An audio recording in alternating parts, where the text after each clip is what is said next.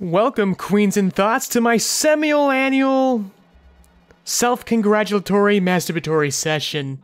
Haters in the back who said I couldn't make an Abridged parody without the original protagonist? Raise your hands now so we can kindly escort you to a kinder channel. I apologize for this, by the way, honestly. But it was a lot of hard work, and my therapist says I need to sincerely reward myself more often, but, you know, fuck me. I want to give a standing ovation over to my incredible cast. I am nothing without you. Projects like this, they don't come out this well, and they especially don't come out on time without such heart and dedication. Some of you crazy fuckers even trudged through California fires and hurricane floods to keep this shit show on track, and I am forever in debt to you for that. Now, how's that for a flamboast? Because some people took issue with how I did that through Mike in the beginning of the season, but what if I told you it was worse? Hell, what if I told you almost all the characters originally broke the fourth wall at some point in the season? I knew right away I had to limit that, and when I came up with the line, Mike's so loud that he can break through the fourth wall, I knew I had my parameters set. But if you're curious, a few characters who did this in the first draft were Scott and Bakugo, for example. Bakugo's first line on the podium was originally, "Well, I'm just as curious and skeptical as you are," which in retrospect, maybe I should have kept it in instead of the ham-fisted stand-up routine to save us a minute, cause I will admit right away, this episode was hampered by exposition and dialogue inertia as a result. Seeing as episode 2 was fixed to the remaster, I can definitely objectively say that this is the worst episode in the series. I used spectacle as a crutch and got the criticism I deserved for it.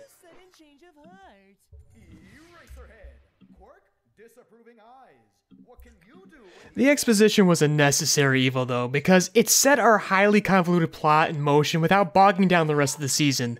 But most importantly, it allowed us the freedom to make episodes 7 and 8 the funnest arc of the entire Abridged series, almost completely dedicated to building character dynamics that would create the tension needed for season 3. Unlike this season that is predicated upon a single plot development, that being, I can't believe Midori is fucking dead. Season 3 is completely driven by every single action a character makes here, and I do mean everything. Just a few days ago before recording this, I was script editing for Charleston VO, and together we coined the term Chekhov's blender, which you'll learn about the object it's coined after when the parody in question comes out. But essentially the rule is adapted from Chekhov's gun, the dramatic principle that descriptive elements in a story must have a purpose. You describe a gun hung over someone's fire mantle in Act 1, you must fire that gun before the end of Act 3. Otherwise, you just wasted the reader's time describing a pointless object. Young aspiring writers and/or abridgers, this is a cheat code coming your way, so write it down if you want to know the secret to how I make my parodies relatively more interesting than my contemporaries while still comparatively being the least funny. If I hand one of my characters a metaphoric blender, like say a quip or a funny action, they better make something with that blender in Act 2, and the audience has to drink that smoothie in Act 3. It's a simple action with purpose, followed by a reaction with meaning, and the ingredient for the smoothie is motive. Nearly everything that a character does or says in this parody is a blender handoff. It has a purpose with motive that results in a meaning that the audience will not realize until it's in retrospect. For example, episode 4, which for all intents and purposes was the proverbial blender handoff of this entire series. I planned everything from almost every quip and action in episode 4. Ochako mentions, angrily, why is All Might obsessed with pitting Bakugo and Midori against each other? Well, we learn why Ochako was angry about this in episode 9, as you should be aware by now, otherwise, spoilers, you should watch the actual show before the commentary. But why is All Might obsessed with the matchup in question? The audience will get a taste of that smoothie in episodes 11 and 13. And that's just one of many moments. You thought it was funny that Ida built a nuke in episode 4? Well, that's gonna be a very bitter smoothie for you to taste in episode 17. Yeah, I planned this shit. It's not the funniest because I don't have the luxury of settling at the punchline like others do. Each action spawns a convoluted web of branching and weaving paths that build the fabric of my story. And going back to the beginning of this lecture, episode 6, as narratively bogged down as it is, hands off a lot of ideas and ramifications that these characters and you, the audience, will be feeling all the way through season 4. And oh man, am I so broken up about it. None of our futures are a sure bet like yours. This tournament pays for our education and gives us the opportunity to be drafted into lucrative hero agencies. Nao Milk making its appearance. We hide a canister of Nao Milk in every single episode. See if you can spot them. It's a funny game. Oh, here comes Ida, by the way. Mind you, this is one of those blender handoffs, the head injury. We see the first smoothie being made in the following episode, where Ida's personality briefly changes when he describes how he jumped between dimensions. It's a funny scene, but it has a meaning that you're gonna feel all the way through the remainder of the series. Maybe wasn't always like this. Who died and made you our moral compass? One eagle-eyed viewer even mentioned that Ochako herself makes a lot of motions, a lot of physical motions. She never says much, but you'll always see her in the background kind of glaring at people and kind of peeking around and looking.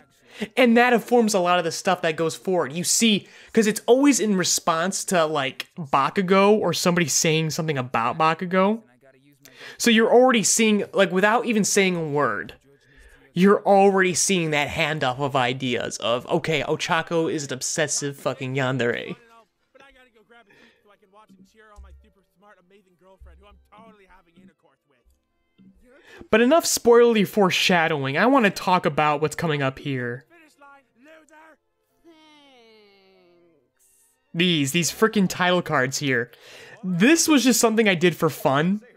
I mean, obviously, once again, it has a purpose. As we learn at the end of the season, the narrator is none other than All for One. So once again, action with a reaction, a purpose, and a meaning. But I like those title cards. I did that. That was like one of the first things I edited for the season as part of test editing. Because it just seemed like cool, and I wanted to like almost like shit in the face of Suicide Squad and actually do title cards that had a purpose and were actually cool and actually had good information on it. Okay, and here's where the tone finally changes. Like, all the narration and the exposition's over. Now we can focus on all the fun here.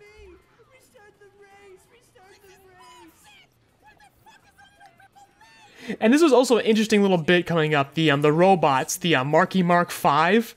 That was a funny thing where I actually wrote the joke ahead of time and then retroactively placed the beginning of the joke in the remaster, that being, this robot's made of science. That robot, if you can listen really closely, it's playing Good Vibrations. That's in episode 3, the remaster. And that was not in any of the original drafts of the script. I add that retroactively. And that was a weird thing to do. It almost gave me a headache just thinking about that, because I did that quite a few times. Except for the Ochako stuff. That was always in the original drafts. I just never did those Ochako bits because I was waiting to get the right voice actress at the time. Because if you all recall, the original episodes 1 through 3, I'm playing almost all the original characters. But once I found Mew Venus, it was too late for some bits. But we fixed that in the remaster, of course. Okay, but enough talking about the future and the past here. Let's talk about the now.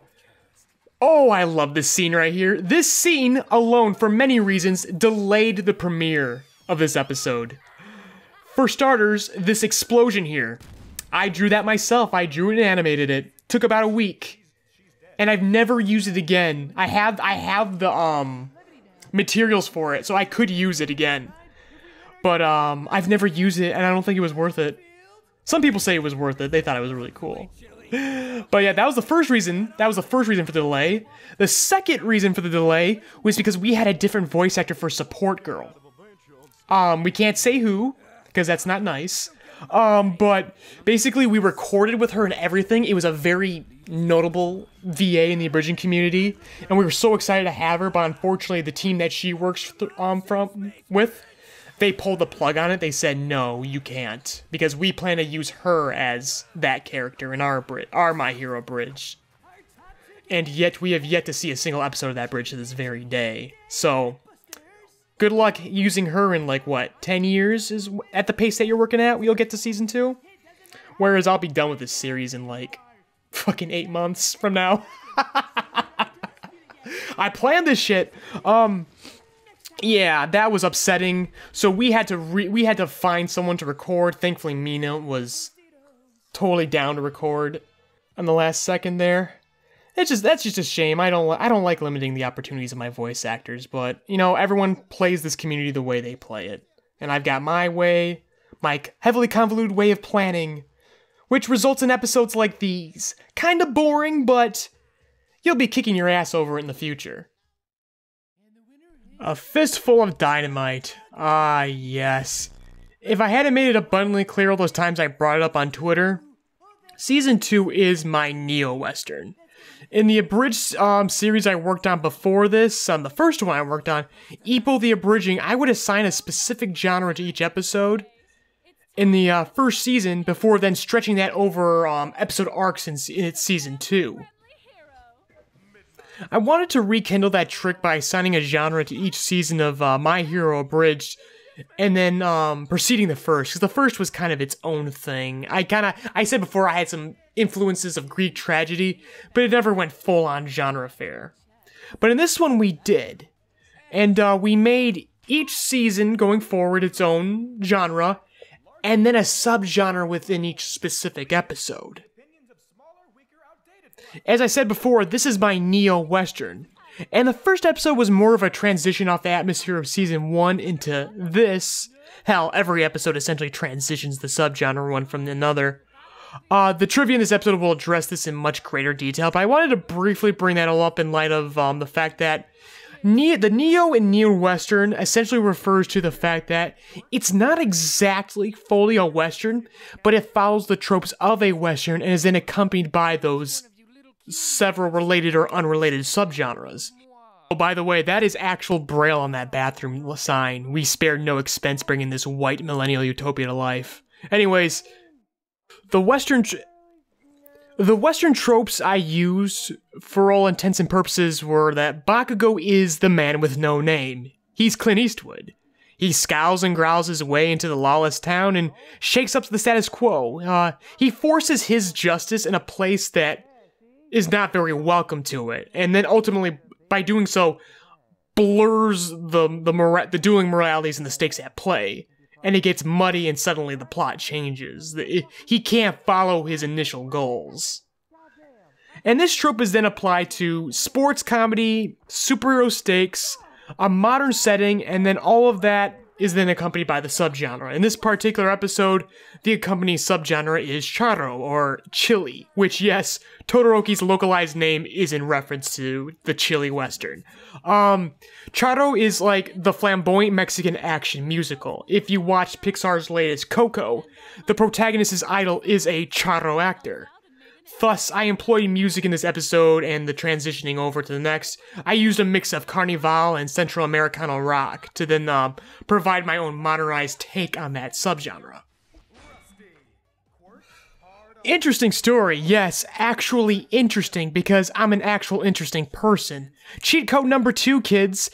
Interesting stories are written by interesting people.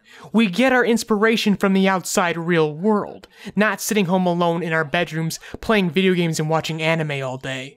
So, wanna know where I got the inspiration to make Season 2 a neo-western? It was sitting down and watching the entirety of the film Magnificent Seven in a locker room at my local YMCA with a sweaty, naked old man. Yes, he was clearly an old film buff, looking for someone to discuss the topic at length with, making loud film-related remarks until someone took the bait, and I gladly bit on it.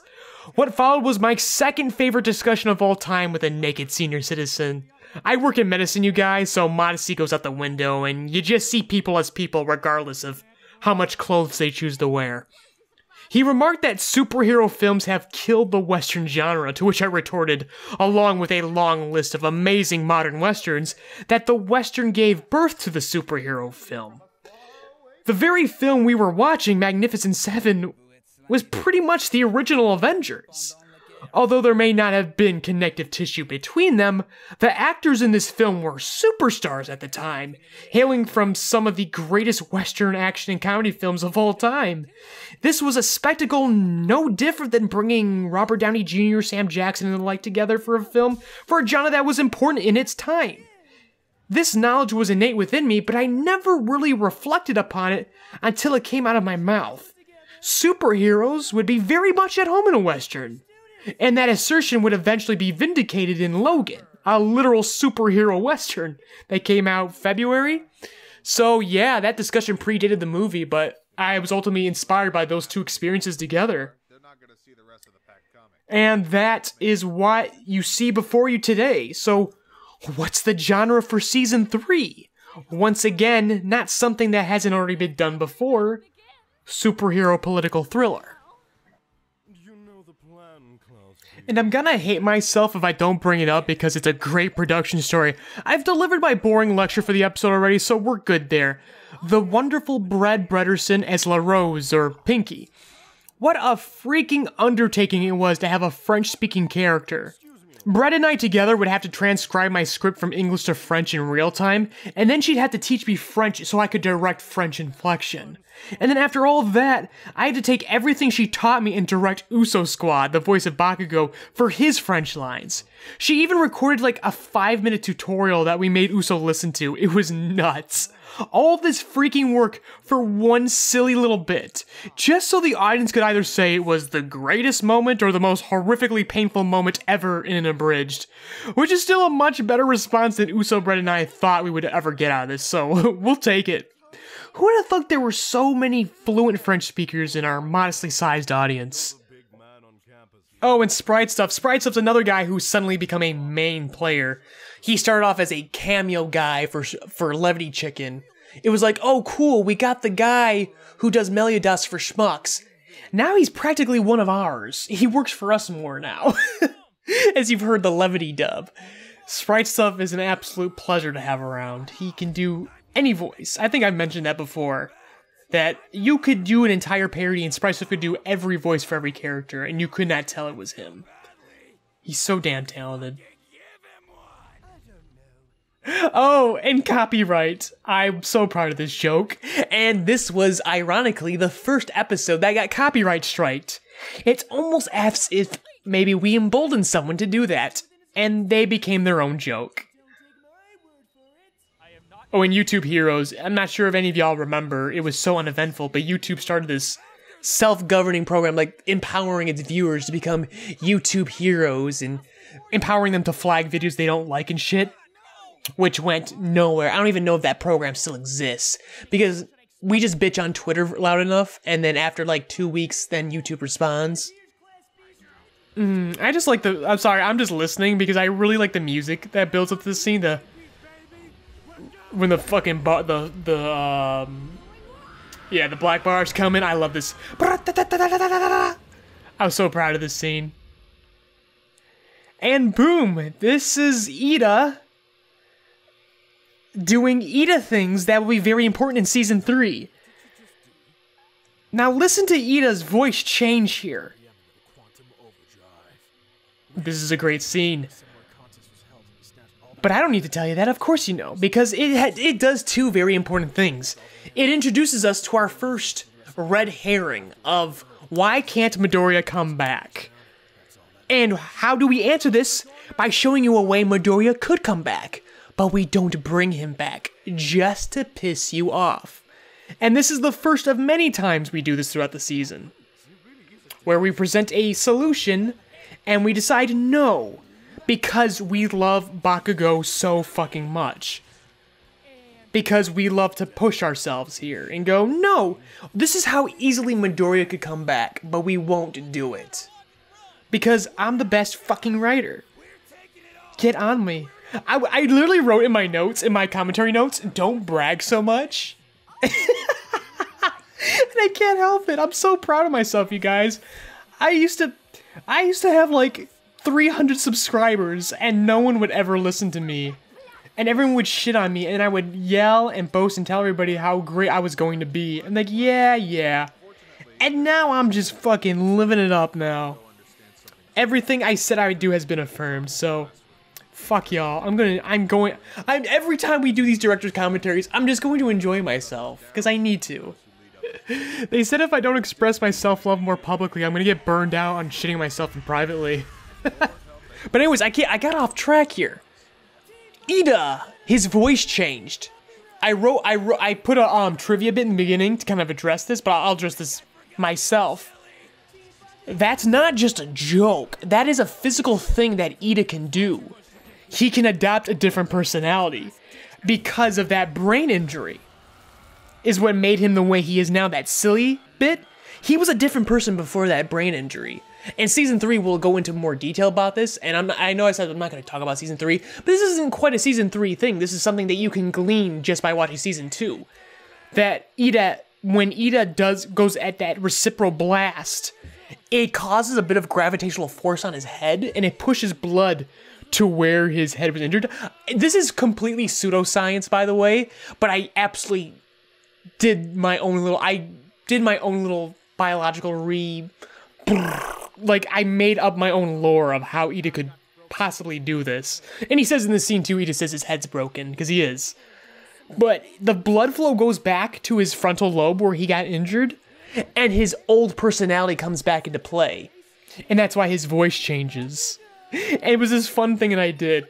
That's something I do a lot with these characters. There's a lot of lore that you never get to see. You'll see Ida's past in Season 3. But all these characters have backstories and things that go on about them. Like, I wrote these characters to live lives outside of the narrative that we see. To have interests, their own interesting stories and experiences that we don't have the pleasure of ever getting to see. These tiny little things that are expressed in their actions, we get a little peek at what those things are. LaRose, for example. Hajime no Ippo the Abridging, that's sort of canon in this show. And that's something you would not know about LaRose because she never specifically says it, but you do hear little bits. She's a fan of Mamoru Takamura, the heavyweight boxer, who I play. She's a fan of him because he's both a total savage, but he's also very cultured. And you'll see that in the next episode where she does a move called People's Undercut. That's a reference to Takamura's People's Uppercut. I like how this is just becoming a reaction video. Like, this is what Pixel Party Pals does. He just sings to the opening. By the way, my opinions on reaction videos, as long as I said about the little clips that went viral, as long as you credit me, go ahead. I love it. I love to see the way you guys react because I get to see what works and what doesn't. And as I've watched so far, everything's going exactly how I planned it. Like, I'm not looking at you guys to laugh out loud at this. I just want you guys to be enthralled. I want you to be entertained and enraptured. I want you to be absorbed in what you're watching. And so when I see someone get very quiet and just stare at the screen, as long as they're not getting bored and distracted, if they're just locked on the screen, that's a success in my eyes. I've totally gathered your attention. Oh, and we need to go off topic here. Listen to the things that Vine is saying, you pre-medical students out there. We've hidden a lot of neurology and electrophysiology jokes in there. A lot of, not jokes, puns. Lots of puns on the subject matter. And they also, you know what I said before, how things matter later? A lot of the things that they're talking about, these electricity puns, are references to powers that Zapper will acquire later in Season 3. If you've noticed, a lot of people were like, hey, is Zap gonna get an arc? Because you're shitting on him very hard. Yes, this is the beginnings of the Zapper power arc. Zapper's going to become one of the most powerful heroes. I know that's a bit of a spoiler, but he's going to become so powerful later. And this is his humble beginnings. Oh, and that's something I should say. This episode was written almost like an apology for 6. Like, here's all the funsies. Like, I guess I felt kind of remorseful for all the exposition. So, like, here's all the action. Boom, boom, boom. Let's go through all the fights and have some fun and just keep the energy up. This was actually it wasn't a bad reception. It was, I should rephrase.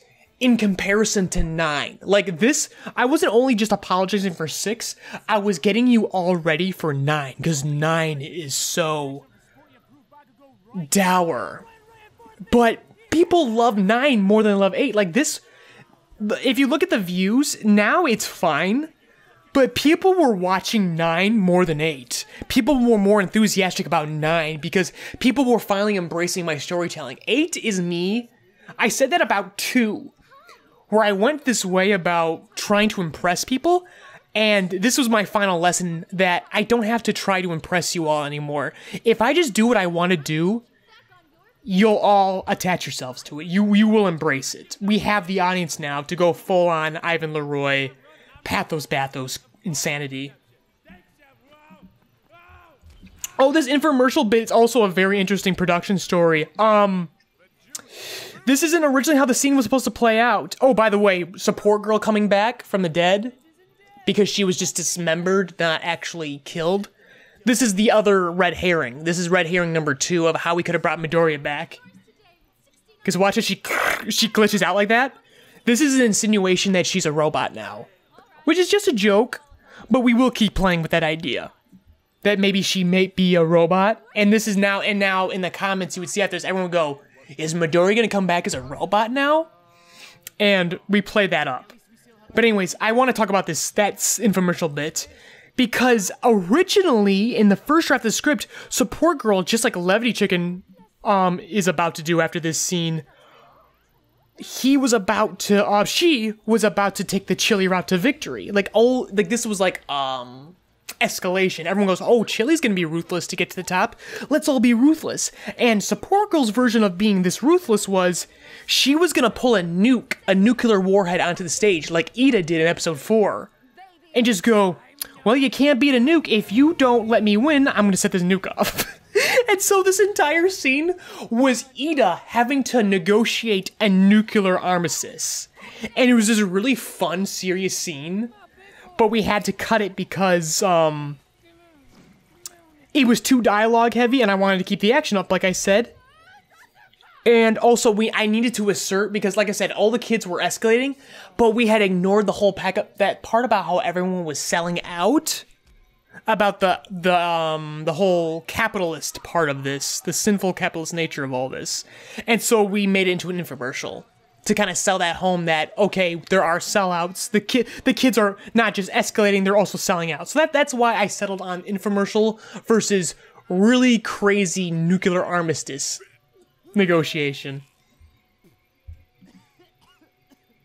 And, yeah, I love little kids. That's Freddie Hines. That's the very first thing he ever voice acted for us. And if you're not familiar with Freddie Hines, he is our wonderful dungeon master in Joy Quest, and winner of the Funimation Now Voice This competition. Freddie Hines is gonna be the next big thing, you guys, and we had him first. So I want to say that right now. I want this for documentation, that we were friends with Freddie before you fuckers were. And you fuckers know who you are. You little fair weather casting directors. Just because you won a contest. Ooh, I like this scene. This was one of the first things, the very first thing we edited was those little name tags for characters. Then the second thing we edited was the scene where Bakugo and the Misfits go after, copyright. Then the third thing we edited was this fight with Yo Mama, her holding the Captain America shield. I had to do that as a proof of concept to make sure it was rougher in the pre-edit. But I had to do a proof of concept so that I could do that scene, that I could say, hey, I could put a Captain America shield in Yo Mama's hands and let her fight Levity Chicken's Dark Shadow. Oh, and by the way, like I said before, how editing Midoriya wasn't a big deal. Here's the most editing-heavy scene of Midoriya. You'll see when he says he can't ignore you now. Midoriya's there. We had to completely redraw the door and the grates and all that. And that's it. That was the most, and it wasn't even that hard to do. That's the most editing-heavy Midoriya removal. Like, see that? We had to remove Midoriya. And that's it. That's all I have to say about that. Because now I want to talk about... I know this show became notorious because we killed Midoriya, that killing characters is its big calling card. But honestly, it's deceit. We like to insert ideas in your head and then subvert them. And I said this before with the red herrings of how we bring Midoriya back. That's the red herring I'm willing to admit. And this one here, Ochako saying about this sob story about her and Bakugo had this relationship. That's me putting ideas in your head that don't exist. Because I'm playing like Ochako. Because that's what Ochako does. She puts ideas in people's heads and creates this false idea that they were a couple, and everyone believes it. Everyone goes, oh, Bakugo and Ochako were a couple. But no one has ever seen them together. And the audience mentioned this. They go, when were they together? And there was a lot of this bickering about, oh, this last minute you fucked up, this, and I'm just like, just wait. And I talked about Twitter about this. I said, you think this show is about killing characters, but it's actually these characters telling lies to each other. And you have to wait until you can't believe anything until it actually happens. Like, All Might. We think All Might's a little weird until we realize in the end of episode 3 that he's fucking evil. And he's manipulative. And that's the same thing with Ochako. Everyone's like, Chaco's this bitch feminist, and that's all she is, and now she's suddenly coupled with Bakugo. This never happened. It's like, yes, this never happened. You should be wary of that, but don't think that's an error on my part. I know better. I am the writer. I've left you all the clues. I've left you all the clues, Mr. Policeman. Can you save their life? But honestly, don't trust anyone. Don't trust anyone in this Abridged. And if you didn't learn your lesson from All Might, if you still didn't learn it from Ochako, you're in for a world of hurt.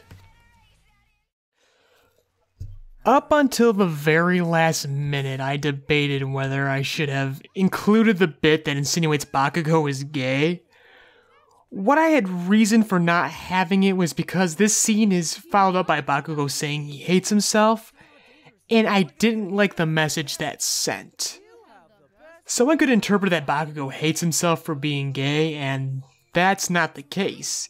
He hates his destructive nature. He hates his inability to connect, to love, and to be loved. And at the very last minute, I decided that was communicated thoroughly enough, so it was okay to go forward on that reveal. There was enough care placed in the presentation.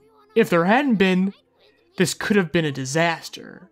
This could have ruined the entire parody.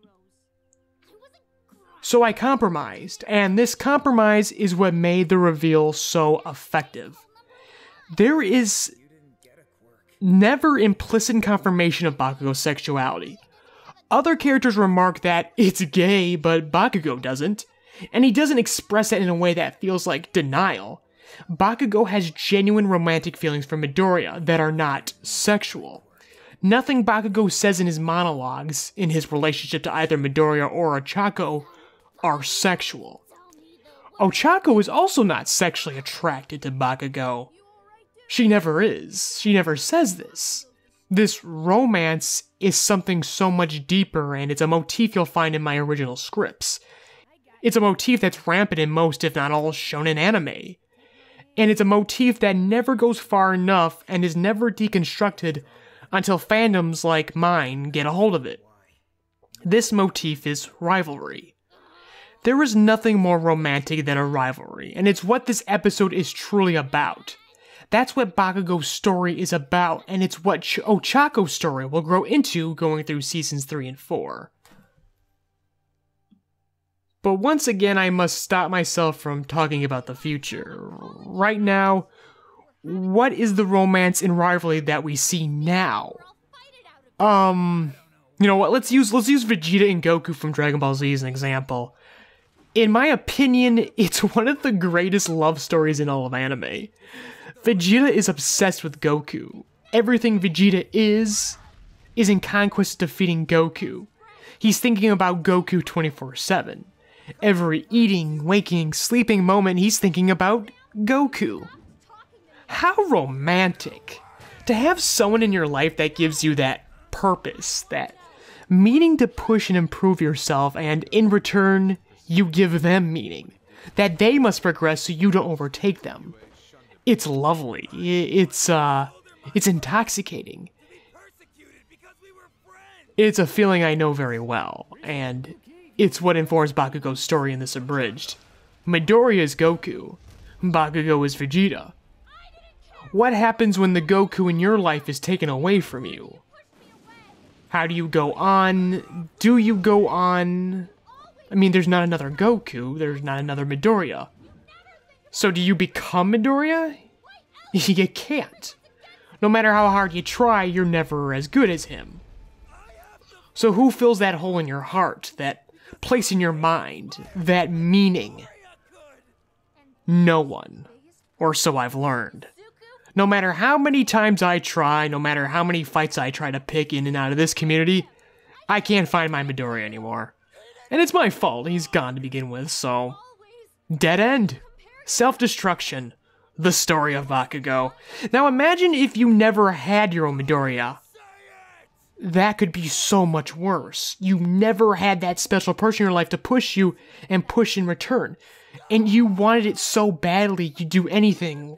Lie, cheat, go so far as to change the reality around you. Welcome to the story of Ochako. And these two stories are pretty much the same story. They're foils. And that's the change that Bakugo ultimately gets from this entire season. Once Ochako's ambitions are all laid bare, Bakugo can see himself in her. And in this way, he realizes the futility of his actions, but most importantly, he learns empathy. Remember what I said about empathy in the Season 1 commentary? Whose calling card was empathy again? That's right, Midoriya. People said I couldn't make Bakugo the protagonist after killing Midoriya, and they were correct. Bakugo didn't become the protagonist. He didn't become his Midoriya until after this fight, where he learned empathy. And that's what's so great about writing in fiction, you guys. We can create worlds where actions can conquer our fears, insecurities, and desires with 100% certainty, where hardship is rewarded after reflection, self-awareness, and responsibility. But the real world isn't like that. And that sucks. But it does feel a little bit better when you created a situation where you could fix it. But mind you, Bakugo doesn't realize this. He doesn't realize he's achieved this yet. He'll never fully accept that. I mean, if Bakugo did become self-actualized in this one instance, his story would be over, and that can't happen because there is so much story left to tell. And in that way, this all perpetuates the cycle that I'll always get in the way of what I want. Tragedy, that's what it is. It's tragic. Bakugo achieved what he truly wanted, but he has that mental block from preventing himself from knowing this. I mean, Greek tragedy influenced My Hero Abridged from the start, and it will carry over here, even when we do play with the genres. And, yeah, I think that's all I wanted to say on the matter, before this gets too real, or realer than it's already become. Moral of this lecture. Bakugo isn't gay and your ships are still valid. Oh, I need to regather myself here. Any interesting production stories for this one? Oh yeah, to those who were curious, the woman speaking to Eraserhead is Nana Shimura.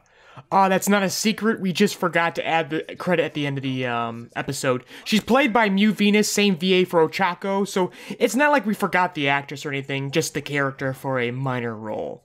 What the hell are we doing here, Mike? What was that? Also, I'm not sure if you noticed the color grading we did on this episode. It was a very different color scheme than everything we've done before. I usually go for like a clean, like Kodak HDR that kind of accentuates the reds and the golds, and then we switched to a more blue grade, and it kind of helped the atmosphere look a little bit darker. That was a new color we tried. Oh, and this scene. To those who have asked, yes, that is in fact Contact playing from Red vs. Blue. Another neo-western, interesting enough. I'm a huge fucking Rooster Teeth fanboy. Like, wanna know how old I am, kiddies? I used to have to download episodes of RVB off a server, because that's the only way you could watch videos on the internet back in the day. Otherwise, your only option was, like, Flash. And y'all probably don't even know what Flash is. That's gone, too. God damn. Oh yeah, this scene was a bitch to direct, because I was freaking tearing up. I was crying like a bitch over it. Uso Squad and Mew Venus are such incredible voice actors, and they took the emotions even farther than I thought they would. I had this scene playing out in my head for like months in advance, and to finally hear it in real life, it was absolutely cathartic. Uso would be asking like, was that a good take? Need me to do another? And I'd be like, I'm trying to mute my microphone, like trying to be all cool and tough. I'm like, no, it was perfect. Episodes 4 and 9 are my absolute favorites in the entire series, and the audiences seem to agree as well, and that's awesome. I don't think another episode's ever going to truly match up to these ones personally, save for like the series finale, but that's still a ways away, and I could easily fuck everything up before then.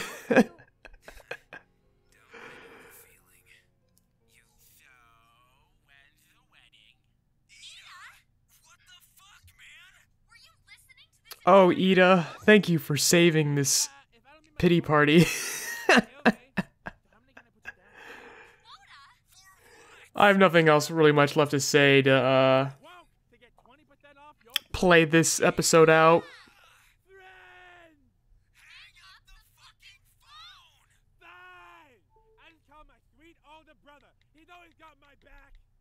Oh, I have something I talk about. Rel Hoffman, my toaster is retarded. This is his first appearance in any of Abridged we've done, I think. I mean, ones that have been produced anyways, because I know that we have backlog projects with him in it, but this was a fun bit, because him and Charleston VO are like best friends in this community, so to play each other's brother, that was a fun little bit. They were both very excited for that.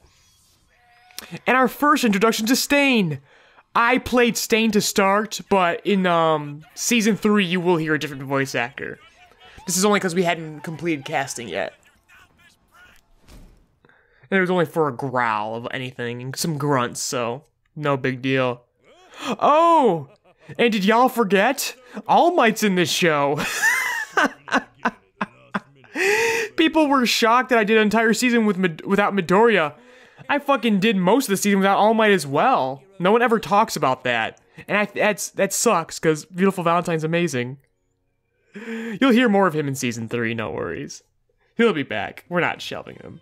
Yeah, so all those remarks I've been making about, you know, stop getting trapped into looking to the future and talk about the present, that was the story of writing episode 10. Like, I mostly wrote this entire season together, but 10 was a completely separate session, and with good reason. Because the original draft was like twice the length of the final, and the notes that I planned it out with insisted that the episode was only going to be 10 minutes long.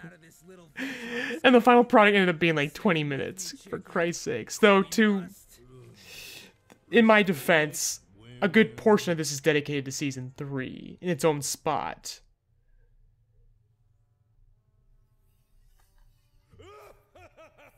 And these changes happened because there was a lot of extensive changes to this script while I was producing the other episodes. The original draft was so bogged down by like, ooh, ah, look at this cool thing. Wanna know what this means? Gotta wait for Season 3, you guys. It was almost like a Marvel film. Like, can't wait for Infinity War, but it's like, why can't I enjoy what I see now? Like, literally it was so unfair to Season 2, the way I was doing this, because it stands so perfectly fine on its own, so I was like, you know what? Let's push anything referring to Season 3, let's push it after the credits. We'll dedicate an entire epilogue to planning Season 3. Overtly, because I said before, there's a lot of undertone in forming Season 3, like in Episode 6. But here I thought, if we gotta overtone it and really address it to the audience, let's dedicate its own space to it. And so that's what the epilogue is for. And And the epilogue also serves another purpose, that being I was trying to fix what I did was episode 6. Remember I said I felt that was bogged down by exposition? I figured, why don't we get all the exposition over at the end of this season so that we can just leap right into season 3 without having to explain ourselves? Like, you know that part in episode 6 where I said things kind of improved? The moment they hit that starting line and they start fighting the robots and running around like crazy people, like the energy finally fixed itself? That's how episode 11 starts, because we did that epilogue in this episode. So, like, I think tail ending with exposition is a little more helpful, although maybe I've heard some complaints that it kind of hurt the energy of this episode too. So I don't know, it's a necessary evil. It's like, where do you want to put it? And I think maybe putting exposition at the end of a season is the lesser of two evils. Although I can't say that because I feel like season 4 is gonna start on exposition as well. But anyways, so I did that, and then I deleted a lot of scenes. That fucking hurt, because I hate deleting scenes. But that's a cheat code number 3, you guys. Be prepared to delete some things. I know it sucks, but it's something we all do.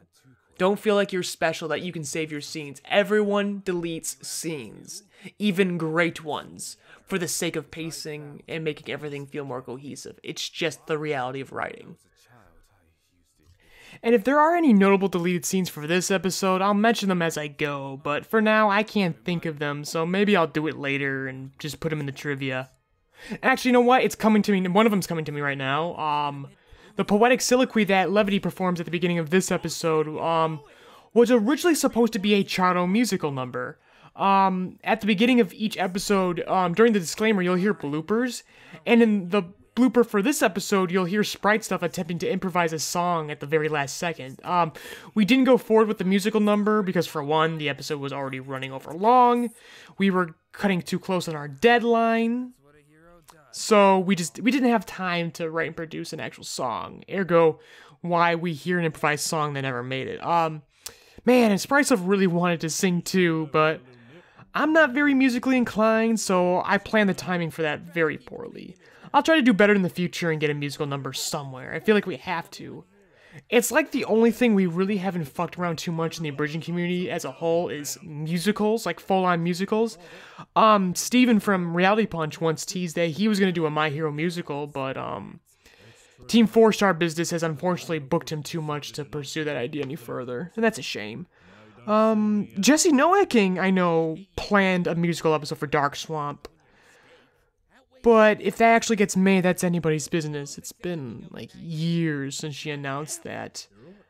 I'm surprised her group hasn't started a Patreon for their channel where they can pay people to help them make projects. Because that's how you get things done. Val and Kanono have expressed interest in producing a musical episode for this Abridged. And, like, I don't have room in the schedule for a canonical episode with a musical, but maybe when this main series is over, maybe we'll do a one-shot. You know what, yeah, when y'all listening right now, hold me to that. Because I've never written a musical before, and that would be a fun new challenge for me. So yeah, just like hashtag, like, when's my musical academia? And I'll just keep reminding me, keep fucking yelling at me to do it, and I'll eventually get to it.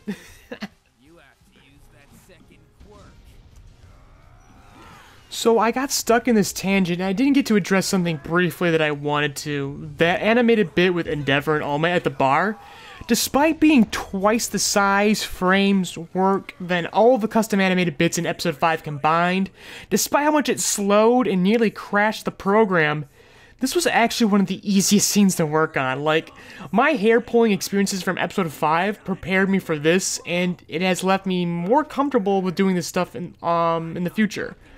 It was actually really fun drawing Endeavor too, and I drew Endeavor, but then I keyed the frames of All Might from the first episode of season 2 of the source material. Which, if you have that hawk vision that I know all editors have, then you can probably tell that Adobe Premiere did not take too kindly to that keying. He's trying to save you, stupid. I want you to leave it all out there. You know, I really don't have much else to say, believe it or not. I know, shocking. So I'm going to dedicate the rest of this commentary to thanking a few individuals, and maybe some interesting production stories will pop out into my head from that. For starters, I gotta thank Uso Squad for shouldering the bulk of the weight of the performance of this season as Bakugo. I already mentioned he's an incredible voice actor, but really, he is an incredible voice actor. And he claims he's just a hobbyist, but come the fuck on, that kid's got like over $1,000 invested in his audio setup. I don't buy it. Anyways, it's exhausting just directing him, so I can only imagine what it feels like to play the role of Bakugo. Even he's mentioned how many times he's broken his voice over it. But he wouldn't go through with all that if it wasn't for the passion that he has for the role. So what I'm really getting into here is that it was a pure fucking cosmic miracle that we were able to even find him under the circumstances that we did. And it's a privilege to have him around. That goes for all our voice actors and actresses, by the way. Going above and beyond during the natural disasters that occurred in the States this past fall. Some of y'all brought your audio setups into your car and started recording during evacuations. Like, holy shit, you're incredible. And it makes for incredible experiences we'll get to reflect upon later, if we're not already doing so now. I don't think there's an Abridged quite like this one out there, with such a wealth of just amazing stories and people behind it.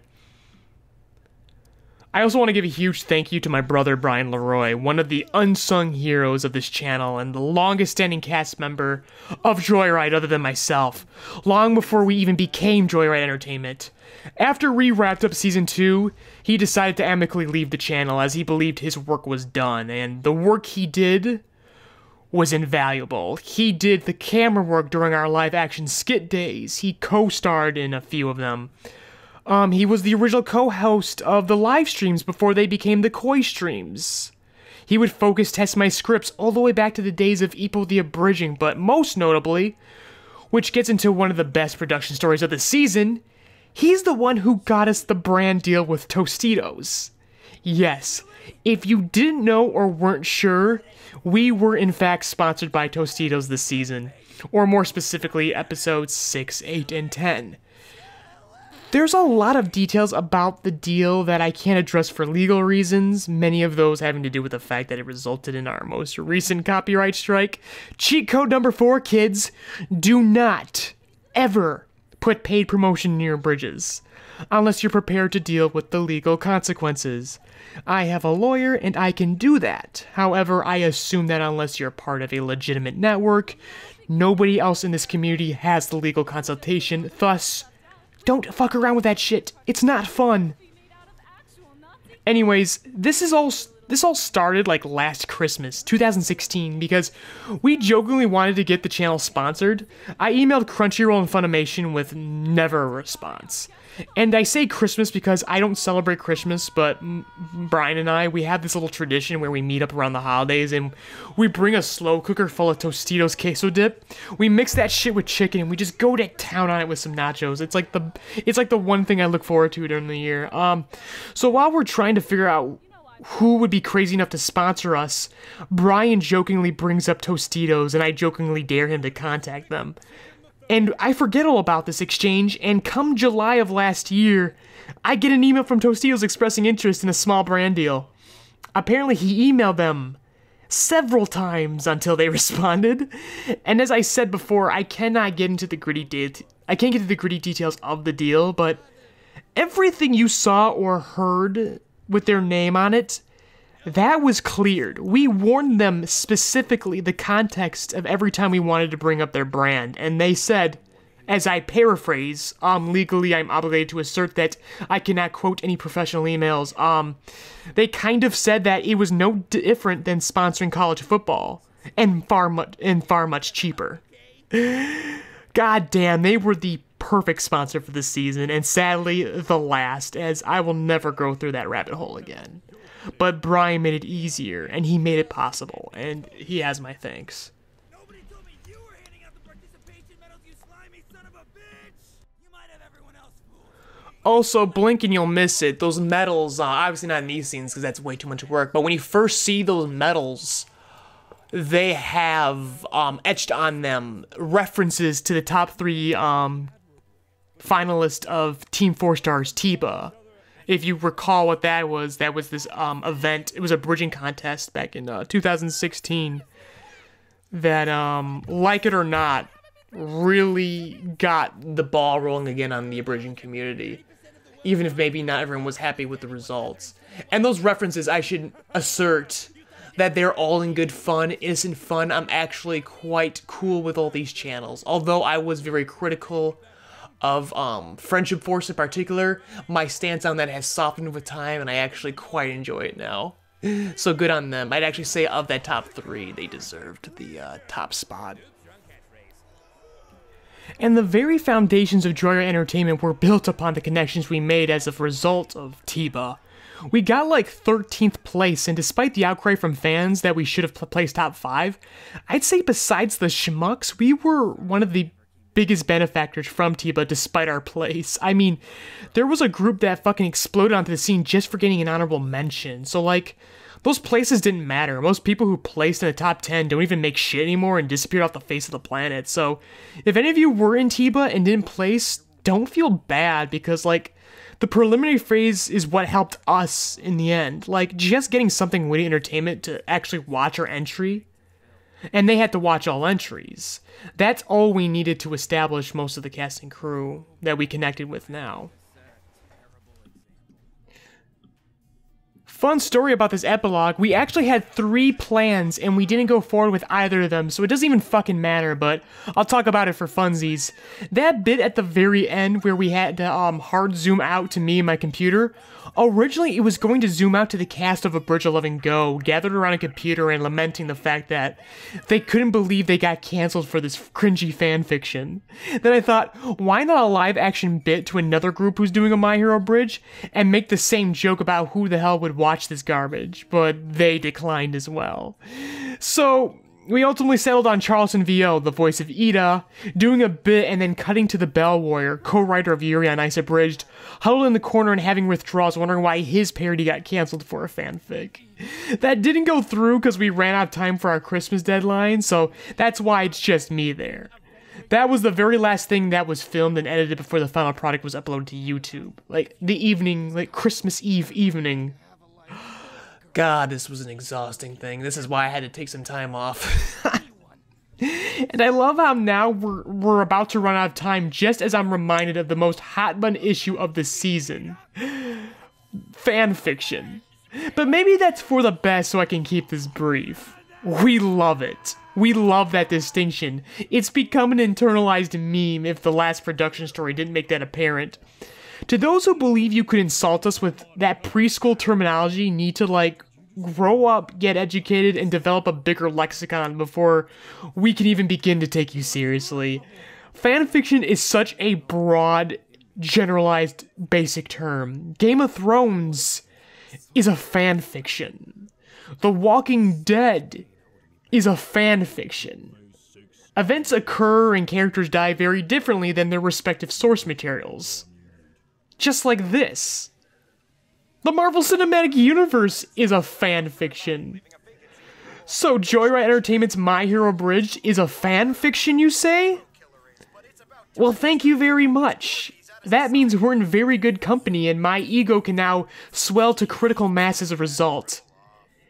It's a shame that what happens after Season 3, people will no longer have their one golden excuse to call it that.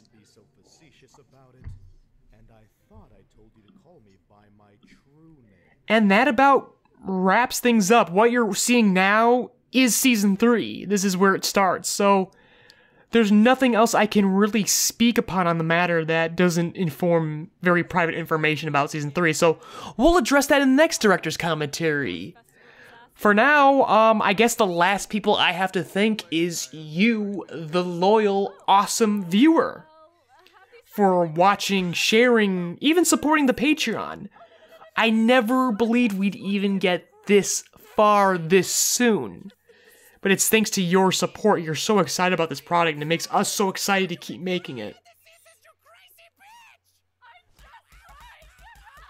And so y'all just keep doing what you're doing, and we'll keep doing what we're doing, and I'll talk to you next time. Thank you. I'm a man of my word, Eraserhead. The school can't profit off my exploits if I no longer attend it. Very well, then.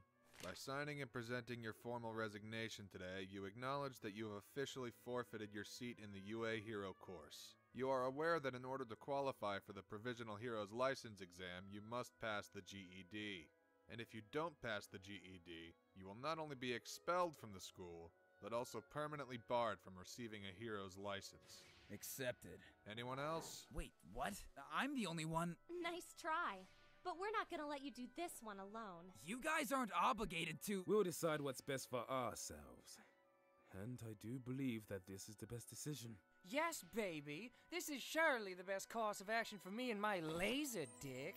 Don't be so brash, kid. You're giving up the easy track. My idol Crimson Chariot started out as a probationary hero. If he did it, so can we. And as I recall, my favorite hero did too, didn't she? Aw, sweet baby boy. School was getting boring anyways. And this free bird surely don't belong in no cage. Quelque chose pour sauter en droite de stable. I believe my seat in this course belongs to someone more deserving anyways. I'm going wherever she's going. We're all in the same boat now, fuckers! Fuck! And I don't want to be left alone with her! I said I was sorry! What's wrong? You don't have to quit for me, sweetie. It's okay. That's not the problem. Not yet. Not yet. How do I even spell my name? I-D. Done! It appears you're more inspiring than you thought, Bakugo. Now that your resignations are all official, I'd like to say as your former teacher, I'm incredibly disappointed. But as your friend, I am immensely proud of the strong individuals you've grown to become in this short time we've spent together. Regardless of what relationship we may have, however, I must inform you that your opponents for the GED will be us.